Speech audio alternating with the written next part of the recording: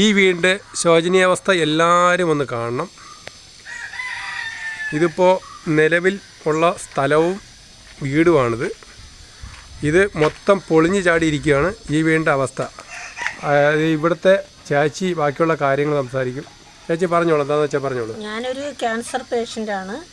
നമ്മൾ 14-ാം വാർഡാണ്, നാവായിക്കുളമാണ്. പിന്നെ 15 വർഷമായി ഞാൻ വീട്ടിന് എഴുതി കൊടുത്തിട്ട്. എനിക്ക് ഈ അസുഖം വന്നിട്ട് 5 വർഷത്തോളമായി. 2 വർഷമായി സർജറി കഴിഞ്ഞ്. അതായത് ബ്രസ്റ്റ് എടുത്തതാണ്. എനിക്ക് എൻ്റെ ഭർത്താവ് ഈ അസുഖമെന്ന് അറിഞ്ഞപ്പം എന്നെ ആശുപത്രി ഉപേക്ഷിച്ച് പോയ ഡോക്ടർമാർ കാശ് തന്നാണ് എൻ്റെ ഓപ്പറേഷൻ നാട്ടുകാരെ സഹായിച്ച്. ഇപ്പോഴും എനിക്ക് നാട്ടുകാരാണ് ഭക്ഷണം തരുന്നതും എന്നെ സഹായിക്കുന്നതും. ഇപ്പോഴും വരെ എനിക്ക് 6 ലക്ഷം രൂപ ആയിട്ടുണ്ട്. പിന്നെ എൻ്റെ ഭർത്താവ് കൂലിവേലക്കാരനാണ്. അവർ ഒരു കണ്ണിന് കാഴ്ചയില്ലാത്തവനാണ്. അപ്പോൾ അവർക്ക് സാമ്പത്തികമായിട്ട് എന്നെ സഹായിക്കാൻ പറ്റത്തില്ല. അവർ വാടക വീട്ടിലാണ് കിടക്കുന്നത്. അതുപോലെ എൻ്റെ മോനും അവൻ്റെ ഇഷ്ടത്തിനൊരു സംബന്ധം കഴിച്ച് അവൻ്റെ കാര്യമാണ് നോക്കുന്നത്. എനിക്ക് 10 പൈസ പോലും സഹായമില്ല. പിന്നെ ഈ വീട് ഞാൻ കുറേ വർഷം കൊണ്ട് പിന്നെ ഇവിടെ എല്ലാവരോടും മെമ്പറോടും എല്ലാവരോടും പറയുന്നുണ്ട്. പക്ഷെ അവർ തരാമെന്ന് പറയുന്നതല്ലാതെ ഇതുവരെയും തന്നിട്ടില്ല. മെമ്പറിന്റെ പേര് ഇപ്പൊ കയറിയ മെമ്പറിന്റെ പേര് സിയാദ് എന്നാണ്. അതിനു മുമ്പ് 5 വർഷം വാർഡ് 14-ാം വാർഡാണ്. കല്ലമ്പലമാണ്, നാവായിക്കുളമാണ്.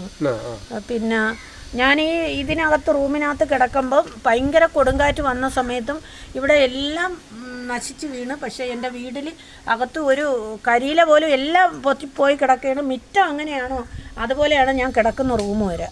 അപ്പോൾ അത് മൊത്തം ചെതൽ കയറിയിരിക്കുകയാണ്. കട്ടിൽ മൊത്തം ചെതലാണ്. എനിക്ക് ഒരു കട്ടിൽ മൊത്തം പൊളിഞ്ഞു പോയി. അപ്പോഴും കട്ടിലില്ലാതെ ഇവിടെ നാട്ടുകാരെല്ലാവരും കൂടെ ഒരു കട്ടിൽ വാങ്ങിക്കൊണ്ട് തന്നു. നമുക്ക് എന്തായാലും കട്ടിലൊന്ന് കാണാം. ഇതാണ് പിന്നെ ഇതിൻ്റെ വീടിൻ്റെ അവസ്ഥ. ഇതാണ് കാണുന്നത്, കണ്ടോ? എല്ലാവരും കണ്ടോളൂ, ഇതാണ് ഈ വീടിൻ്റെ അവസ്ഥ. അപ്പോൾ ഇതെല്ലാം മൊത്തത്തിൽ പൊളിഞ്ഞ് ചാടി കിടക്കുകയാണ്. കംപ്ലീറ്റ് മൊത്തത്തിൽ പൊളിഞ്ഞ് ചാടിയതാണ് ഈ വീട് കിടക്കുന്ന ഒരു വീടിൻ്റെ ശോചനീയാവസ്ഥയാണിത്. കാണുന്നുണ്ടോ? എല്ലാവരും കാണുള്ളൂ. ഇതാണ് ഈ വീട്. ഇതിനകത്ത് കിടക്കാൻ തന്നെ പറ്റത്തില്ല. കംപ്ലീറ്റ് മഴ പെയ്ത് കഴിഞ്ഞാൽ ഒരു തുള്ളി വെള്ളം പോലും വെളിയിൽ പോകത്തില്ല. മൊത്തം അകത്ത് തന്നെ വീടിനകത്ത്. അപ്പോൾ അങ്ങനെ പൊളിഞ്ഞ് ചാടിയ വീട്ടിലാണ് അവർ കിടക്കുന്നത്. ഇതുവരെയായിട്ട് ഈ പറഞ്ഞ കല്ലമ്പലം നാവായിക്കുളം പഞ്ചായത്ത് 14-ാം വാർഡിൽ ഇതുവരെയായിട്ട് അവർ ഒന്ന് തിരിഞ്ഞു പോലും നോക്കിയിട്ടില്ലെന്നാണ് ഇപ്പോൾ പറയുന്നത്. നാട്ടുകാരെല്ലാം കൂടി വാങ്ങിച്ചു കൊടുത്ത ഒരു കട്ടില് ഇവിടെ കിടപ്പുണ്ട്. അത് ഏകദേശം പൊളിഞ്ഞു ചാടിയ കട്ടിലാണ്. വേണ്ട, ഇതാണ് ഇപ്പോൾ കിടക്കുന്ന കട്ടില്. ഇതെല്ലാം പോയി കിടക്കുകയാണ്. അവർക്ക് ഇവിടെ കിടക്കാൻ പറ്റാത്ത അവസ്ഥയാണ്. നിങ്ങളെ കഴിയുന്ന സഹായങ്ങൾ ഇതിനകത്ത് ചെയ്യുക. നമ്മൾ എല്ലാവരും, അതായത് നമ്മളെ കഴിയുന്ന എല്ലാ സഹായങ്ങളും ഇതിനകത്ത് ചെയ്യുക. ഇതാണ് ഈ ചേച്ചിയുടെ വീടിൻ്റെ അവസ്ഥ. ഇതാണ് കണ്ടോ? ഇതൊക്കെ കിടക്കുന്ന കണ്ടില്ലയോ? ഇത് മൊത്തം പൊട്ടിപ്പൊളിഞ്ഞ് കിടക്കുകയാണ്. ഇതുവരെയായിട്ടും പഞ്ചായത്തിൽ നിന്ന് ഒരു അറിയിപ്പ് ഇതുവരെയായിട്ടും ഉണ്ടായിട്ടില്ല. അപ്പോൾ ദയവായിട്ട് ഇത് കണക്ക് 14-ാം വാർഡാണ്. ഇത് നാവായിക്കുളം ആണ് വരുന്നത് സ്ഥലം. അതാണ് ഇവിടെ ഈ ചേച്ചി ഒറ്റയ്ക്കാണ് ഇവിടെ കിടക്കുന്നത്. പൊന്നു സഹോദരങ്ങളെ, എനിക്ക് എന്തെങ്കിലും ഒരു സഹായം നിങ്ങൾ ചെയ്യണം. എനിക്ക് ഹീമോ ചെയ്തുകൊണ്ടിരിക്കുക. ഹീമോ തീർന്ന് ഇപ്പം എനിക്ക് സ്കാനിങ് ആണ്. 10-ാം തീയതി സ്കാനിങ് ആണ്. അവർ പറഞ്ഞ് 12,000 രൂപ വേണമെന്നാണ്. അപ്പം ഞാൻ കരഞ്ഞ് പറഞ്ഞതുകൊണ്ട് അത് 6,000 രൂപയാക്കി.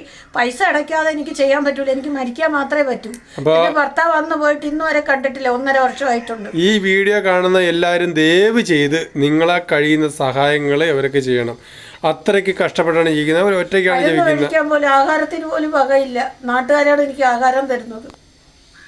സത്യമാണ് ഞാൻ പറയുന്നത്. ഞാൻ ഒരിക്കലും ഒരു കള്ളത്തരങ്ങളും. എല്ലാവരും അവരെ സഹായിക്കണം ദയവ് ചെയ്ത്. നമുക്ക് ഇങ്ങനെ കിടക്കുന്ന വീടാണ്, കണ്ടില്ലേ?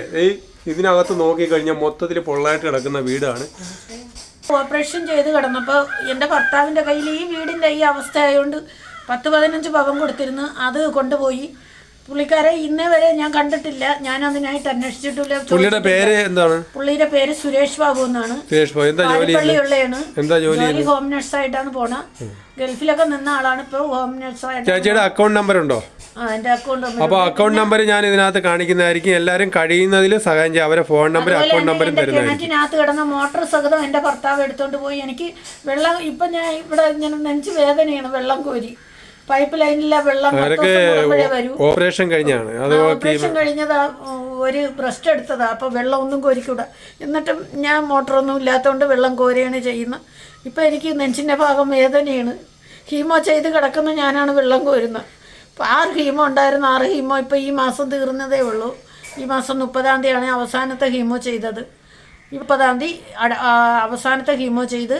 അപ്പോൾ ഇപ്പോൾ ഈ ആഴ്ച ചൊവ്വാഴ്ച എനിക്ക് പിന്നെ സ്കാനിങ്ങിന് വഴി തന്നു. ഇങ്ങനെയായിരുന്നു ചേച്ചി നിന്നിരുന്നത്. ഇപ്പോൾ ചേച്ചിയുടെ അവസ്ഥ വളരെ ദയനീയമാണ്. അപ്പോൾ നിങ്ങൾ കഴിവതും നിങ്ങൾ അക്കൗണ്ട് നമ്പർ ഇതിൽ കാണുന്നുണ്ട്. 40 35 21 00 00 ലാസ്റ്റ് 89 വരുന്നത്. ഇതാണ് ഒരു അക്കൗണ്ട് നമ്പർ വരുന്നത്. എല്ലാവരും കഴിയുന്നാൽ സഹായം അവരെ ചെയ്യുക. പിന്നെ അവരെ ഫോൺ നമ്പർ ഇതിൽ പറയുന്നുണ്ട് അവർ. ഓക്കെ, IFSC കോഡും അക്കൗണ്ട് നമ്പറും ഓൾറെഡി ഞാൻ ഇതിനകത്ത് മെൻഷൻ ചെയ്യുന്നുണ്ട്.